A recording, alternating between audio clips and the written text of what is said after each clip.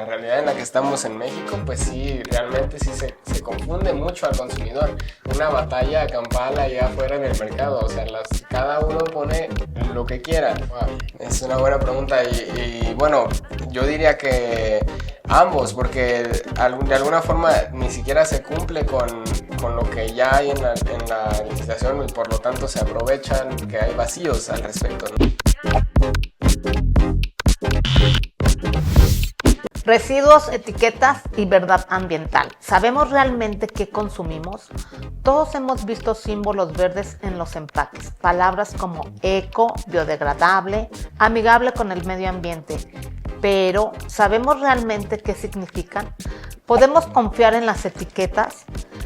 En un mundo saturado de plástico y residuos, la información no es un detalle menor, es poder.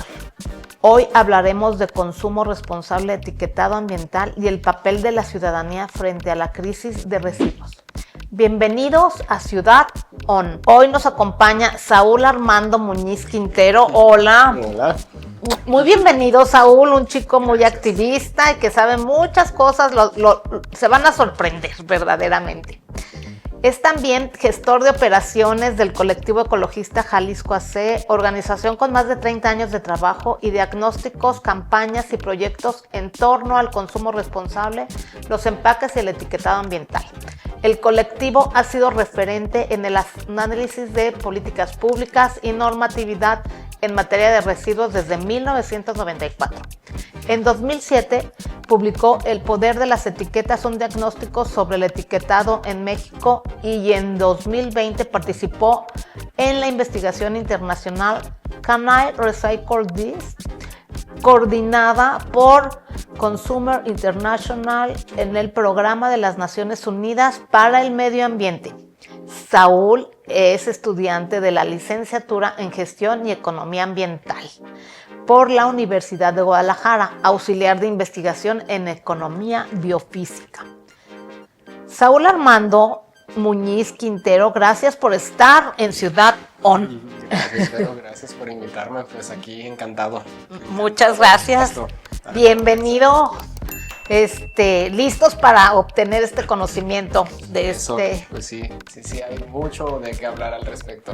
Muy bien. Y se van a sorprender de la realidad que vivimos en México, y bueno, pues como consumidores de a pie también hay mucho que hablar al respecto. Muchas gracias, Saúl. ¿Las etiquetas ambientales informan realmente al consumidor o terminan generando confusión? Esa es una cuestión súper compleja, pero digamos la respuesta simple es, pues sí, en la realidad en la que estamos en México, pues sí, realmente sí se confunde mucho al consumidor. Ya lo decía hace rato en el foro en el que estuvimos, pues que realmente pues es una realidad esquizofrénica, donde uno, no sé, por intentar ser un buen consumidor y hacer una buena acción, digamos, para sentirse bien de manera, o sea, ser ecológico, digamos, por decirlo de una forma, pues no sé, consumes un vasito que dice ser biodegradable o oxo biodegradable, pero en las letras chiquitas te encuentras con que es biodegradable solamente en compostaje industrial, por ejemplo, ¿no? Hay muchos peros al respecto de las etiquetas, entonces, y bueno, obviamente las empresas se aprovechan, los que producen y los que etiquetan y los que lucran con esos empaques, y bueno, con el producto que va dentro del empaque, pues se aprovechan de estos vacíos, digamos, legales, que realmente en México no hay una exigencia, por ejemplo, por cumplir algún tipo de certificación como la ISO, ¿no? Está, por ejemplo, la ISO 14020, que habla del ecoetiquetado, pero no se exige en México que las empresas lo cumplan. Para allá vamos, precisamente. ¿Qué tan regulado está actualmente el etiquetado ambiental en México? Ok, ya me había adelantado un tanto. Sí, muy bien.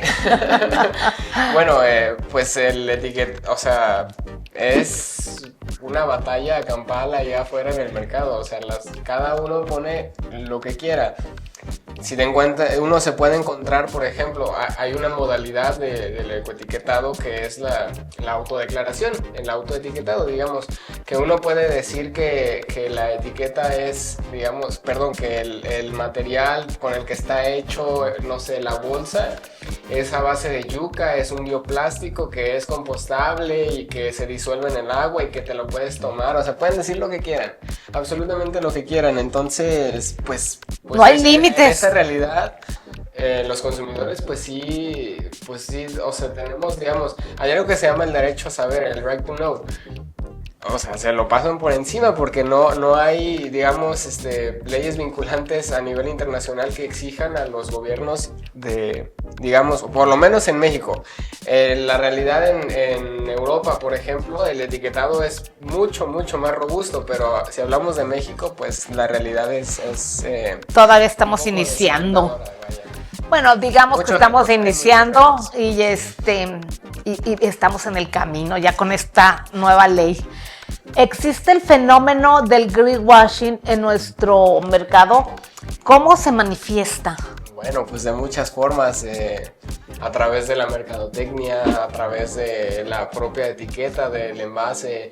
O sea, por ejemplo, hay seguramente todos los consumidores que nos están escuchando y nosotros que vaya, todos somos consumidores de productos en mayor o menor medida, conocemos este loguito, este símbolo de reciclaje, ¿no? Que son las flechitas que se siguen y que se les llaman las chasing arrows. Ajá. Que, digamos, en un inicio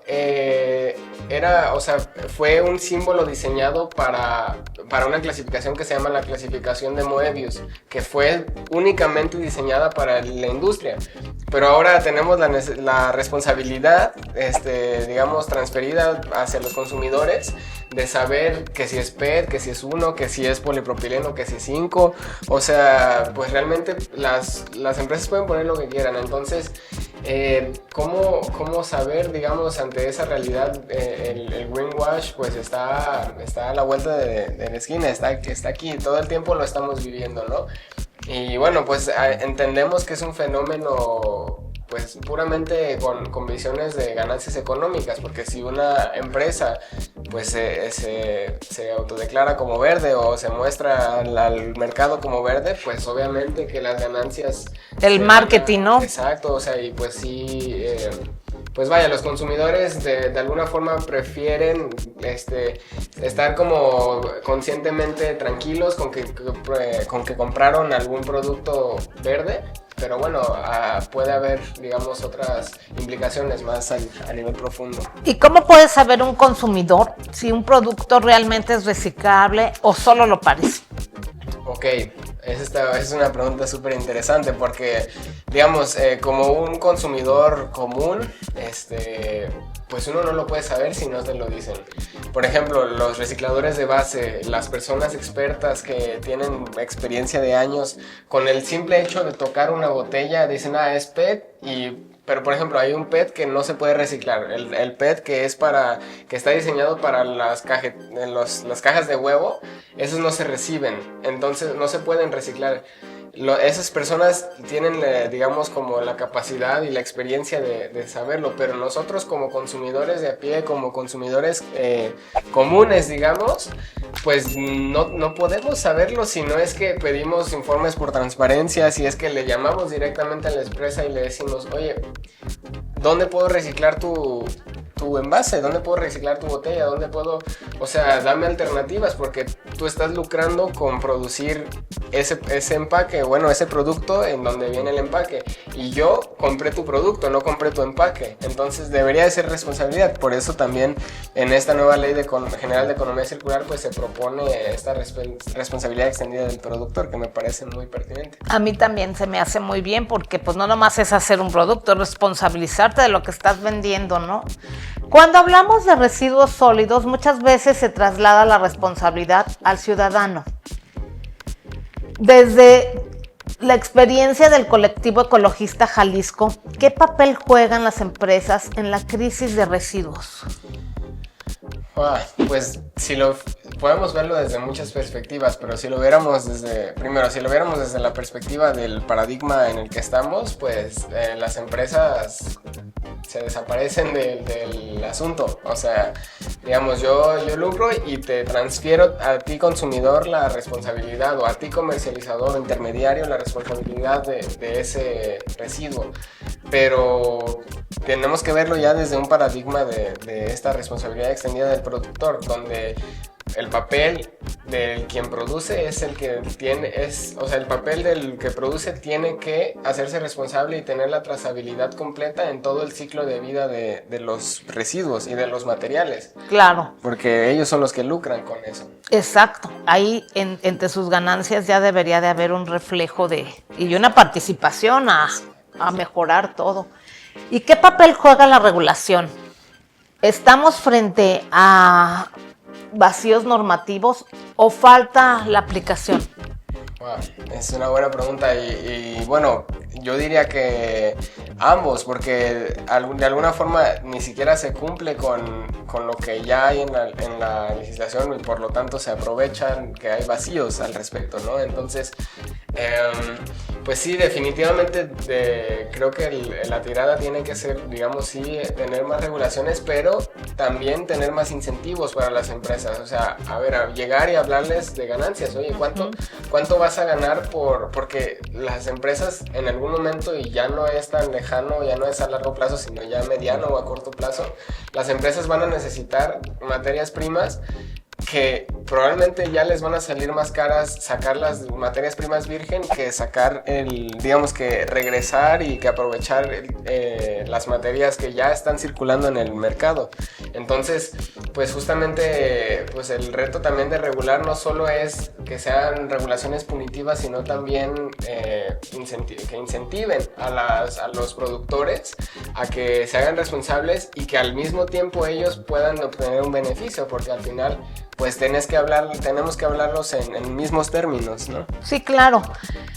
En el caso específico de Jalisco, ahora sí que en casa, tú que tienes la experiencia y la relación con internacional, ¿cuáles son los principales retos en materia de gestión de residuos? Ok, pues hay bastantes, claro, pero yo creo que los más prioritarios, primero pues sí, que sea aplicable la responsabilidad extendida del productor, que yo como consumidor, primero que, o sea, digamos, si quizás suene muy abstracto esto de la responsabilidad extendida del productor, pero cómo se refleja en la realidad es que yo como consumidor pueda, digamos, consumo un refresco, o una botella de vidrio, ¿no? Por ejemplo, de agua mineral, de lo que se imaginen. Y yo tenga los habilitadores, tenga el diseño para poder regresar ese material, ese producto. Porque al final, una cosa sí es la educación y sí es muy importante, pero al final uno de los principios del diseño es que el diseño genera conductas. Si tú diseñas que una botella de plástico sea para un solo uso, pues el consumidor pues, lo va a tirar, o sea, pues no le queda otra alternativa, o si no le pones los habilitadores, pues definitivamente si no le diseñan las cosas, no hay, digamos, educación que alcance si hay tantas barreras de por medio. Sí, los conocimientos, ¿no? Alguien, para saber, pues alguien te lo tiene que decir, y eso no está pasando. La economía circular necesita información clara, verificable y trazable. ¿Qué cambios urgentes se requieren en materia de normatividad y etiquetado ambiental? Bueno, una de las más importantes creo que es el de justamente vincular las normas técnicas, las NOM, las normas oficiales mexicanas y las NMX a esquemas y a metodologías ya de la calidad, o sea, como infraestructura de la calidad ya definidas, como sean las ISOs, para que no sea arbitrario, digamos, ese etiquetado, porque si seguimos de esa forma, pues van a pasar las consecuencias que cada productor etiqueta lo que sea, porque claro, dan cierta base, pero al final uno puede poner que quiera de alguna forma. Entonces, la primera y creo que la más importante que quiero hacer énfasis es en esta de vincular las NOMs y las normas técnicas al respecto de materia de empaque, en materia de empaque y embalaje a la infraestructura de la calidad ya existente. Bueno, y voy a contar rápidamente al respecto que el colectivo este año cumple 40 años. Obviamente pues yo no existía hace ese tiempo, pero bueno, ya colegas que están colaborando pues desde 1994 ya sabían que una de las cosas, o sea, hicieron una propuesta de norma oficial mexicana en materia de empaque y embalaje, y la industria hizo un lobbying tremendo y pues terminó tumbándoselas.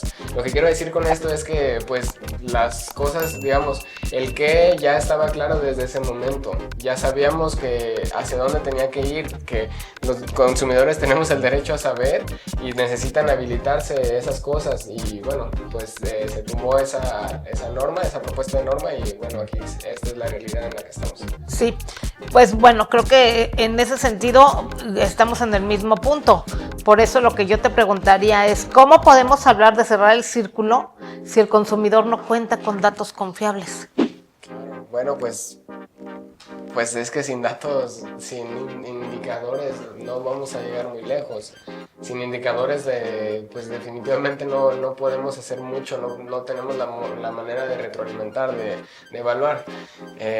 Primero partiendo de eso, de que haya una línea base de dónde partir, y después también la retroalimentación a los consumidores, que también, digamos, los consumidores que nos tomamos el tiempo de ir a reciclar, hacemos los esfuerzos privados y personales de hacer de tratar de reciclar, pues que también haya una retroalimentación de parte digamos, del gobierno y también de las empresas, obviamente, porque no es una corresponsabilidad, no es de unos o de otros. Muchísimas gracias. Saúl, ¿qué papel debe asumir la ciudadanía para impulsar cambios reales en políticas públicas y prácticas empresariales? Ok, bueno, pues primero llamar a las empresas y decir, me encanta tu producto, pero no tu empaque. O sea, empezar por ahí, y claro, también exigir a los gobiernos locales que sí aprieten la tuerca en la regulación, porque de alguna forma, bueno, algo que quiero decir muy claro es que los consumidores somos quienes financiamos todas las cadenas de producción, o sea, financiamos todas las cadenas de valor de las empresas. Entonces nosotros deberíamos de tener también ese poder, y lo tenemos realmente, pero pues es difícil también organizarnos en una realidad tan compleja y que demanda, o sea, que demanda mucho, digamos, vamos muy rápido y no tenemos el tiempo, ¿no? Pero justamente como consumidores realmente tenemos que darnos cuenta de que sí tenemos esa capacidad, porque nosotros financiamos todos sus procesos. Entonces si lo exigimos, deberían, y aplicando responsabilidad extendida al productor, pues también deberían de tener esa trazabilidad y de hacer responsables a los que producen. Vaya. Muchísimas gracias, Saúl Armando, por ayudarnos a entender que la transición hacia una economía circular también pasa por la transparencia y la información. Y a quienes nos escuchan, si quieren seguir analizando cómo nuestras decisiones y consumo impactan al futuro ambiental de nuestras ciudades, suscríbanse al canal de YouTube Ciudad On, activen las notificaciones y compartan este episodio. Aquí abrimos conversaciones que conectan ciudadanía, política pública y sostenibilidad, porque una sociedad informada es una sociedad que puede mejorar. Muchísimas gracias, Saúl, fue un placer. Igualmente. Te felicito por ser tan joven y estar tan interesado en esos temas. Y gracias por la invitación. Muchas gracias.